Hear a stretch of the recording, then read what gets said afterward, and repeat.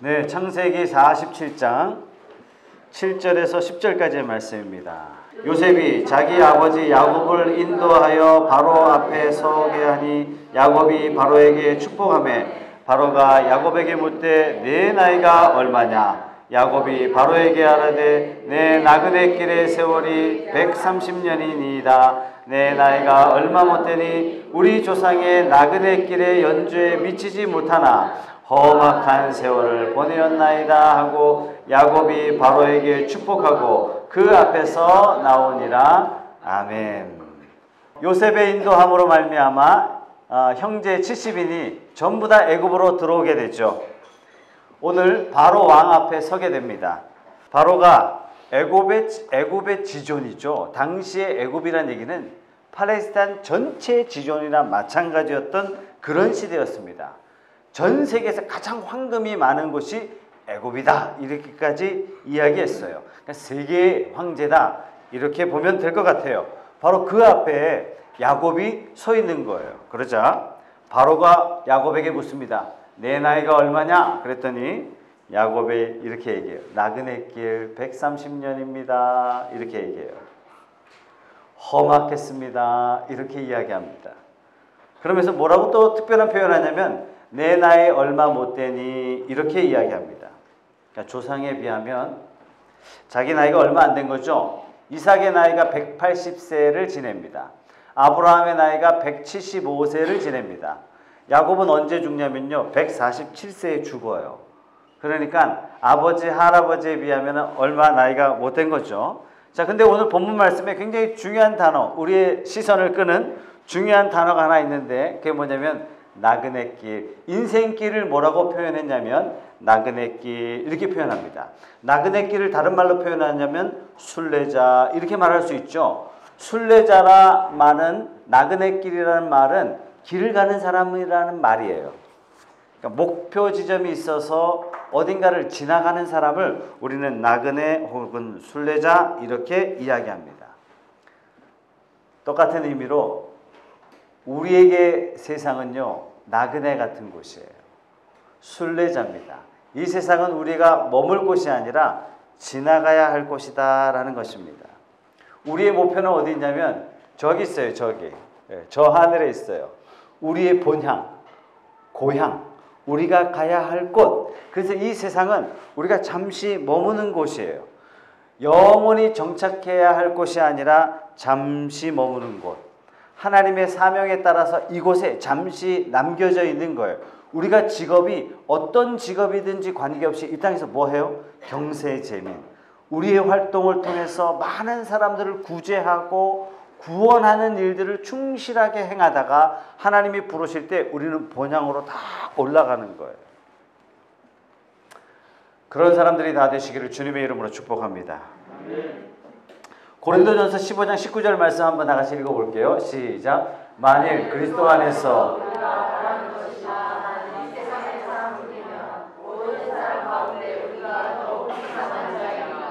우리가 바라는 게 이 세상뿐이라면 이 세상에서 가장 불쌍한 사람이 그리스도인이래요. 그런데 실제적으로 더 불쌍한 사람은 어떤 사람이냐면 이 세상이 끝인 줄 알고 사는 사람, 이 세상밖에 없는 줄 아는 사람, 이런 사람이 이 세상에서 가장 불행한 사람이죠. 천국을 놓치며 산다면 모든 걸 잃어버린 사람이나 마찬가지입니다.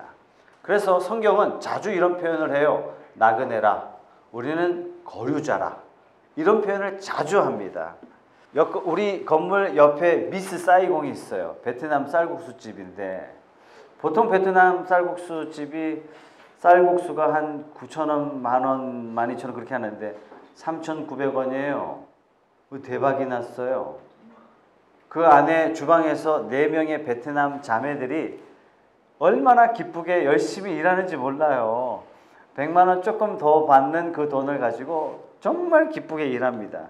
그들이 그 좁은 공간에서 그 젊은 청춘을 그렇게 보내는데도 불구하고 기쁘게 일할 수 있는 건 뭐냐면 돌아갈 곳이 있는 거예요. 이곳은 내가 잠시 있어야 나그네지 영원토록 내가 주방에 계속 있게 된다면 그거 얼마나 슬픈 일이겠습니까? 근데 중요한 것은 돌아갈 곳이 있다는 얘기입니다. 여러분, 우리 성도도 마찬가지인 것 같아요. 우리는 갈 길을 잃어버렸어요. 인생이 갈 길을 잃어버렸는데 예수 그리스도의 십자가로 말미암아 우리 모든 믿는 자들이 우리에게 영원한 본향이 있다는 사실을 하나님께서 가르쳐 주셨어요. 천국을 사모하게 되었어요. 이 땅의 아픔을 잊을 수 있을 만큼의 위로와 격려가 하늘로부터 내려온다는 사실을 우리가 알게 되었습니다. 그래서 우리는 더 이상 이곳이 영원한 정착지가 아니에요. 그래서 우리는 하나님으로부터 많은 위로를 받습니다. 그렇기 때문에 여러분들은 이 세상을 쫙 바라보시면서 임시 딱지를 다 붙여놓으셔야 돼요. 영원히 살 것처럼, 영원히 타고 다닐 것처럼, 영원히 내가 가지고 소지할 것처럼 그렇게 생각하시면 안 됩니다. 그래서 이 임시에다가 너무 또 투자하시면 안 돼요. 우리 몸도 임시예요. 막 이거 고치고 저거 고치고 자꾸 고치다 보니까 천국 갔더니 하나님 못 알아보시더란 얘기 아닙니까? 넌 누구냐? 그래서 지옥 갔다는 슬픈 전설이 있는데 조심하시기 바랍니다. 자, 우리가 이 세상은 나그네 길입니다. 그래서 나그네 길이기 때문에 우리가 나그네 인생을 잘 살아야 되는데 우리가 나그네 인생을 살아가는 데 있어서 사탄이 우리의 나그네 길을 막는 두 가지 방법이 있습니다. 우리 육체에 자꾸 정욕을 일으켜요. 베드로전서 2장 11절 말씀 한번 읽어볼게요. 시작. 사랑하는 자들아 거류민과 나그네 같은 너희를 권하노니 영혼을 거슬러 싸우는 육체의 정욕을 제어하라. 나그네 길 발목 잡는 게 딱 있는데 그게 뭐냐면 육체의 정욕이래요. 육체의 정욕은 뭐냐면 영원을 바라보지 못하게 하는 것. 육체의 정욕이란 뭐냐면 우리가 가지고 있는 에너지, 물질, 우리가 갖고 있는 자산을 땅에다가 다 쏟게 만드는 사탄의 전략입니다. 영혼을 바라보는 눈을 멀게 만들어줘요. 이 나그네 인생길인데 이 세상이 나그네가 아니라 네가 주인이다 라고 유혹하면서 살아가는 것, 이것이 바로 사탄의 전략이고 육체의 정욕이 바로 이런 것입니다. 우리 인생의 육체의 정욕은 딱 두 가지죠. 식욕과 성욕입니다. 기본적인 것에 만족하지 못하도록 하고 자꾸 탐욕이 일어나게 하고 탐심이 일어나게 만들어줘요. 우리가 먹고 사는데 먹고 마시는데 만족함을 모르도록 만들어주죠. 먹고 또 먹고 먹고 더 먹고 먹고 막 먹고 만족이 없어요. 쌓아놓고 또 쌓아놓고 재워놓고 또 재워놓고 남의 것도 빼앗고 야곱이 그랬어요. 형의 것 빼앗고 아버지 것 빼앗고 외삼촌 것 빼앗고 속여서 빼앗고 속여서 빼앗고 다 자기가 가지려고 했어요. 그래서 야곱의 인생의 결론이 뭐냐면 자기 스스로 평가하기를 험악한 인생을 보냈습니다. 우리 한국 사람도 먹는 데 많이 집착하죠. 오만 걸 다 먹어요. 그죠? 뭐 욕도 먹고 뇌물도 먹고 애도 먹고 더위도 먹고 추위도 먹고 별의별 등쳐 먹고 정말 진짜 대단해요. 그 동물의 왕국을 가만 보면 사자가 토끼가 옆에 지나가는데 그럼 눈길 하나 안 줘요. 자기 이미 배부르다 이거예요. 근데 인간은 좀 달라. 내가 배불러도 토끼 지나가면 저장해놓고 재워놓고 축적해놓고 쌓아놓고. 놀랍게도 인류 조상의 첫 번째 범죄가 무엇으로부터 시작됐냐면 먹는 것으로부터 시작됐어요. 참 놀랍죠. 하나님 말씀하세요. 동산에 있는 거 다 먹어라.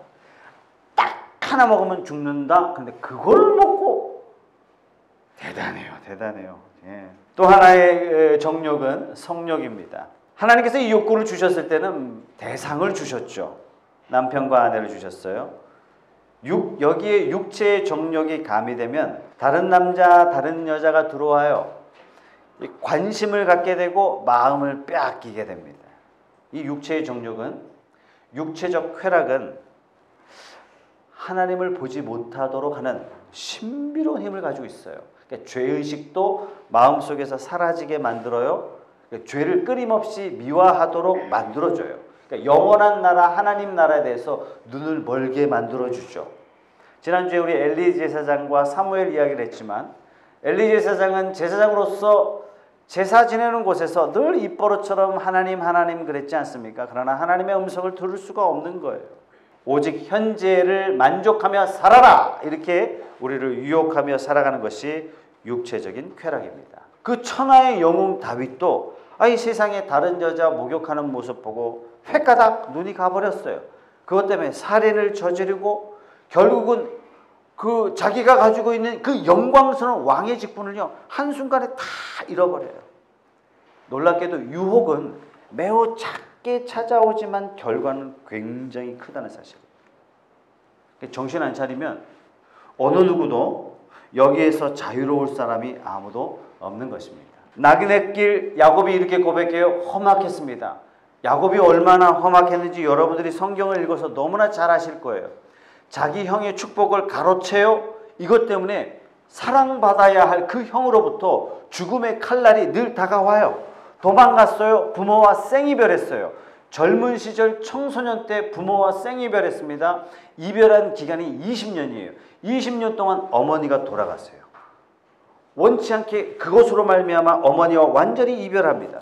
죄의 대가치고는요, 너무나 혹독했어요. 처가살이라고 말은 붙어있지만 실제적으로 노예살이에요. 머슴살이에요. 온갖 고생을 다 합니다. 그 집안의 허드렛 일 누가 하겠어요? 이놈이 다 하는 거예요. 돌아오는 길 형에 대한 극심한 두려움 때문에 죽을 것 같은 위기를 경험합니다. 하나님 구해주세요. 세겜 땅으로 갑니다. 세겜 땅의 그 화려한 모습을 보고 마음이 다 뺏겼어요. 이것 때문에 자기 딸이 강간을 당해요. 지울 수 없는 상처를 경험해요. 이것 때문에 둘째 아들 레위와 시몬, 셋째 아들이 칼을 차고 한 족속을 완전히 진멸해버립니다. 두 아들이 살인자가 돼요. 이것 때문에 모든 족속들이 야곱 족속은 가만 내버려뒀다가는 큰일 나겠다. 야곱 족속을 진멸하려고 위기 가운데 몰리게 됩니다. 사면초가예요. 야곱이 그냥 괜히 내 인생 험악했습니다 이렇게 표현한 것이 아니라 진짜 따지고 보니까 너무 험악한 거예요. 큰아들 루벤은요, 장자인데 자기 하여튼 서모에 해당되죠. 비라를 통관합니다. 이 수치스러운 일 때문에 장자권을 잃게 돼요. 넷째 아들 유다는요, 며느리한테 아들을 낳았어요. 야곱의 11번째 아들, 물론 나중에 찾게 되지만 요셉을요, 끔찍하게 잃어버려요. 왜 이런 험악한 일들이 자기 인생에 연달아 일어나냐 말이에요. 야곱은요, 어떤 사람이냐면 자기가 축복을 가로채고 속여서 가로채고 자기가 성공하기 위해서 수단과 방법 가리지 않았어요. 내가 성공하기 위해서 네 눈에 피눈물 흘려도 성공을 손에 쥐으려고 했던 그런 사람이었어요. 형과 아버지의 눈에 피눈물 흘리게 했더니 결국 자기 인생이 험악한 인생 되고 말았습니다. 야곱 안에는 뭐가 있었냐면요, 욕망이 있어요. 욕망. 이 욕망을 부추기고 욕망을 촉진시키는 게 누구냐면 이게 바로 죄예요. 죄가 결국 인생을 험악하게 만들고 그 사랑하는 가족과의 관계도 다 깨게 만들고 남의 발목 잡아서 결국 자기 인생도 발목 잡힌 그런 인생 살게 됐어요. 죄를 너무 쉽게 짓다 보니까 그 죄 짓는 것을 두려워하지 않게 돼요. 그래서 언젠가 그 죄가 나의 인생을 발목 잡게 되는 것입니다. 사랑하는 여러분, 남의 눈에 피눈물 흘리게 하면 언젠간 내 눈에도 피눈물 흘릴 수밖에 없고, 이 놀라운 사실을 야곱의 인생을 통해서 하나님께서 우리에게 말씀해 주시고 계십니다. 야곱은 왜 험악한 인생을 살까요? 야곱은 하나님이 부르셨잖아요. 하나님이 선택하셨잖아요. 하나님 만나주셨잖아요. 하나님께서 야곱에게 야, 네가 가는 길 내가 반드시 복되게 할게 라고 하나님께서 분명히 약속하셨잖아요. 그런데 왜 야곱의 인생에 이렇게 험악한 꼴을 당하게 되죠? 처음 하나님께서 야곱을 만나주셨을 때가 언제였냐면 베델에서 야곱의 인생이 가장 쓸쓸했을 때, 가장 외로웠을 때, 가장 적막했을 때, 가장 답답했을 때 하나님께서 야곱을 만나주세요. 그 만난 것 때문에 야곱이 뭐라고 이야기하냐면 이곳에서도 하나님이 계시는군요. 하나님은 예배당 안에만 있는 줄만 알았어요. 하나님은 아버지 앞에만 계신 줄만 알았어요. 그러나 하나님은 언제 어디서나 나와 만나주시는구나. 그걸 깨달았다면 하란에서 20년 동안 뭐 했냐 말이에요. 하나님을 찾지 않았어요. 어디든지 계신다라고 본인이 깨달았다면 하나님을 찾아야 되고 하나님을 예배해야 되고 하나님 앞에 나가야 되는데 야곱이 그러지 않았어요. 20년 동안 그래도 살만하니까 까마득하게 하나님이 잊어버립니다. 형의 두려움으로부터 멀어지니까 하나님을 잊어버려요. 하나님이 이름을 바꿔주셨다면 야곱으로 더 이상 살지 않고 이제는 이스라엘로 살아야 되는데 까마득하게 잊어버려요. 여러분 오늘 예배 끝나고 또 가시면 또 까마득하게 잊어버리시면 안 됩니다. 왜 내 인생 잘 안 풀리는가? 내 인생 왜 이렇게 험악한가? 우리 스스로 한번 질문을 던져보면 어떨까요? 하나님께서 내 이름을 야곱에서 이스라엘로 바꿔주셨는데, 그냥 평범한 세상 사람에서 성도로 바꿔주셨는데, 그렇다면 우리가 옛사람을 벗어버리고 그리스도로 옷을 입고 날마다 이스라엘로 하나님 앞에 살아간다면 하나님께서 기뻐하시고 여러분들이 손대서 하는 그 일들을 하나님이 책임져 주시는 그런 거룩한 인생, 복된 인생 될 줄로 믿습니다. 오늘 말씀에 보면 참 놀라운 장면이죠. 야곱이 바로 앞에서 축복을 해요. 사실상 야곱은 어떻게 애굽에 갔습니까? 현실적으로 따지자면 야곱은 난민 자격으로 애굽에 들어간 거예요. 먹을 게 없어서 애굽에 들어간 겁니다. 그런데 세상에 애굽의 최고의 통수권자, 실상 전 제국의 최고의 지도자에게 머리에 손을 탁 얹어서 축복 기도를 해줍니다. 야곱의 인생이 바뀌죠. 옛날에는 축복을 빼앗는 자에서 이제는 축복해주는 자로 인생이 완전히 바뀌었어요. 어떻게 해서든지 잔머리를 굴려서 그 복을 막 빼앗아요. 그러니까 옛날 야곱의 모습으로 바로를 만났다면 바로 왕권도 빼앗을 사람이 야곱 아니었겠습니까? 바로를 축복해줘요. 사랑하는 여러분, 성도란 바로 이런 사람입니다. 사람을 축복하는 사람. 남의 것을 빼앗는 것이 아니라 남을 축복해주는 사람, 축복의 통로가 되어주는 사람, 이 사람이 바로 성도인 줄 믿습니다. 야곱이요, 이걸 130살에 드디어 깨달았습니다. 아니, 목사님, 제가 뭐 가진 게 별로 없는데 뭘 축복해 주겠습니까? 아니요, 우리 아버지 이름으로 축복하는 거예요. 우리 아버지는 전능한 하나님이시라. 그 하나님의 이름을 통하여 우리는 축복하는 하나님의 백성입니다. 그래서 여러분들이 가는 곳에 하나님의 기운이 느껴지고, 여러분이 일하는 곳에서 하나님의 영성이 느껴지는 그런 놀라운 역사가 일어나길 주님의 이름으로 축복합니다. 빌라도가 예수님을 사로잡았어요. 그래서 예수님을 재판하는데 그 말씀을 자세히 읽어보면, 아니, 빌라도가 재판받는 것 같아요. 빌라도가 예수 앞에 떱니다. 사도 바울이 아그리빠 왕 앞에서요, 수갑에 포승줄에 묶인 채로 신문을 봤는데 누가 떨고 있냐면 아그리빠 왕이 떨고 있어요. 담대하게 바울이 복음을 전파하고 바울이 아그리빠 왕에게 당신도 나와 같이 복을 받기를 원합니다. 내가 포박에 묶인 것 빼고 나와 같이 되기를 원합니다. 베드로와 요한이요, 복음을 전한다는 이유로 잡혀갔어요. 재판석에 섰단 말이죠. 피고 말하시오 그랬는데 담대하게 복음을 전파하는데 모든 사람들을 축복해요. 누가 떨고 있냐면 재판석에 앉아있는 바리새인 사두개인들이, 공회의원들이 벌벌벌 떨고 있는 겁니다. 요셉이 종으로 팔려갔습니다. 종으로 팔려가서 가진 고생 다 했겠죠, 처음에는. 그런데 그가 일하는 곳마다 복을 받게 하셨어요. 이것이 바로 그리스도인인 줄 믿습니다.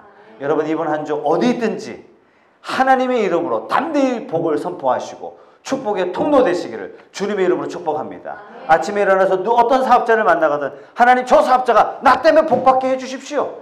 나 때문에 부자가 되게 해주십시오. 내가 만나는 사람들이 하나님의 은혜로 말미암아 마음의 상처가 위로를 받고 몸에 상한 심령이 하나님의 큰 도전과 위로를 받고 사업이 형통하게 되고 하나님의 이름으로 그런 사람 되게 해주십시오. 예수님이 그렇게 하셨어요. 어떻게 말씀하셨냐면, 너희가 땅에서 묶으면 내가 하늘에서도 묶어주겠다. 너희가 땅에서 풀면 하늘에서도 풀어주겠다. 여러분들이 그러한 존재인 줄 믿으시기 바랍니다. 여러분들은 축복의 통로예요. 여러분들이 축복하기로 작정하면 하나님께서 그 축복의 문을 열어주겠다, 이렇게 말씀하셨습니다.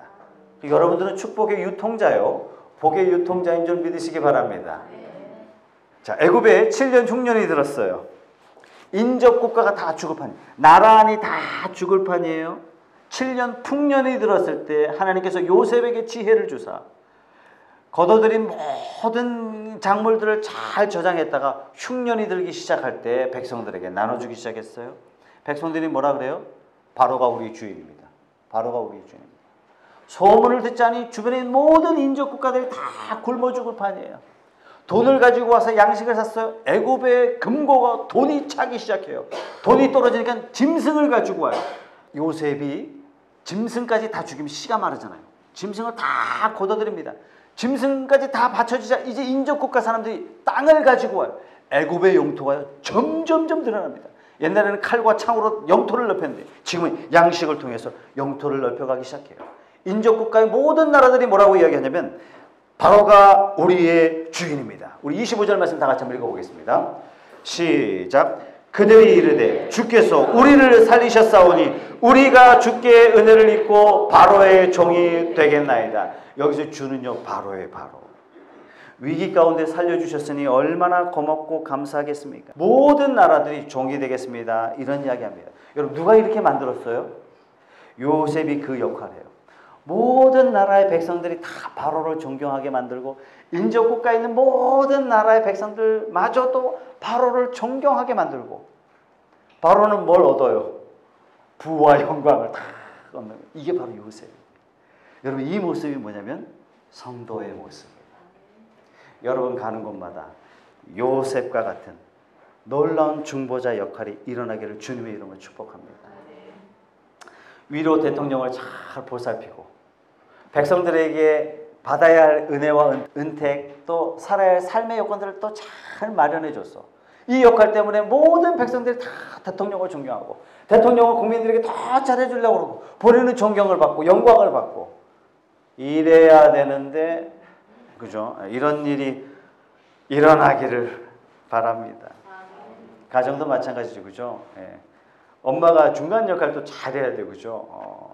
네 아빠 고생 많다. 잘 섬겨야 된다.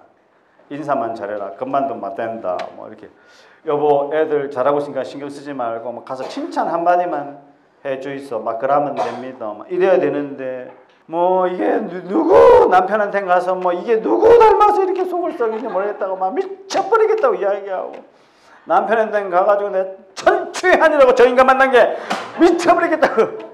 그러면 자녀들은요 불행한 가정을 시작을 하는 거예요. 너는 절대로 그러지 마라 이렇게 말했지만 불행한 가정을 본능적으로 습득하게 되는 것입니다. 중간 역할을 잘 해야 돼요. 저와 여러분들이 이 중간 역할을 잘하는 중보자 역할을 잘하는 하나님의 사람 되시기 바랍니다. 하나님의 기준이 있어요. 이 기준은 우리에게 뭘 가르쳐주고 있냐면 모든 인간은 기준 미달이다. 함량 미달이다. 다시 말해서 모든 인간은 죄인이다. 결론은 죽음이다. 이게 율법의 선언이에요. 이게 하나님의 공의로우심이에요. 그런데 한 의가 나타나셨습니다. 예수 그리스도께서 나타나셔서 그 죄에 대한 심판을 제가 다 받겠습니다. 하나님의 공의로운 심판에 대한 행위를 예수 그리스도께서 담당하시고 우리가 면제받았어요. 우리가 받은 건 뭐냐면 하나님의 사랑이에요. 하나님의 공의가 예수 그리스도께로 전달됨으로 말미암아 우리에게 전달된 건 하나님의 사랑이에요. 그 높으신 하나님을 찬양합니다. 이 일을 누가 하셨냐면 예수 그리스도께서 중간자 역할을 담당하셨다는 사실이에요. 그래서 하나님은 사랑이시며 하나님은 말씀 그대로 행하셨던 공의로운 하나님이심을 다 만족시켜 주셨습니다. 이것이 바로 그리스도의 역할이에요. 그래서 성경은 뭐라고 이야기하냐면 화평케 하는 자는 하나님의 아들이라 일컬음 받으리라. 누가 하나님의 아들이냐면 중간에 막힌 남을 헐고 화평케 하는 자가 하나님의 아들이래요. 저와 여러분 모두가 이 놀라운 하나님의 사람으로서 직분을 잘 감당하시기를 바랍니다. 베드로 사도는 우리에게 이런 별명을 주셨습니다. 베드로전서 2장 9절 말씀 다 같이 한번 읽어볼까요?